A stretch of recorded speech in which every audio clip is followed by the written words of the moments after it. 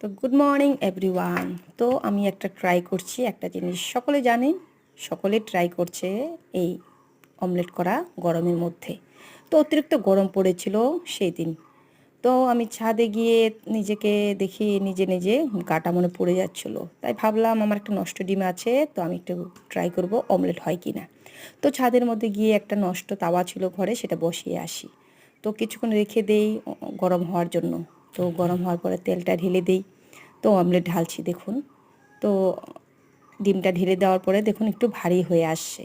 তো অতিরিক্ত গরম ছিল, সাথে আবার একটু হাওয়া ছিল, একটু না প্রচণ্ড হাওয়া ছিল। তো হাওয়ার কারণে হবে কি না সেটা আমি বুঝতে পারছিলাম না, তবুও আমি তাপ ছিল, অতিরিক্ত তাপ ছিল। তো মাঝে মাঝে হাওয়াটা থেমে যায়, মাঝে মাঝে হাওয়াটা চলে আসে, সে কারণে হবে কি না আমি জানতে চাইছিলাম। তো বসে আসি ঠিক, কিন্তু অতিরিক্ত গরমের জন্য থাকতেও পারছিলাম না, নিচে কাজ ছিল, তো বারবার নিচে চলে আসি, উপরে যাই, এই করতে করতে অনেকটা সময় নষ্ট হয়। তো আমি নিচে চলে আসি, আসার পর আমি আবার গিয়ে দেখবো এখন কি হয়। তো যাচ্ছিলাম, উপরে ওঠার পথে এতটা স্মেল আসছিলো, মনে হচ্ছিলো এগ হয়ে গিয়েছে আমার অমলেট। তো এসে দেখি এই অবস্থা।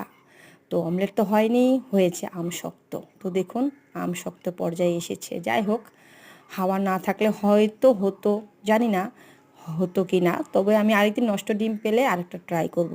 কারণ আমিও সকলের ভুলটা ভাঙানোর চেষ্টা করব হয় কি না। যদি সত্যি হয় আমি সত্যি সত্যি আপনাদেরকে জানাবো, না হলেও জানাবো। তো দেখুন এমন অবস্থা, অযথা ডিম নষ্ট করাটা ঠিক নয়, তাই না বলুন? তাই আমি একটু ট্রাই করেছি।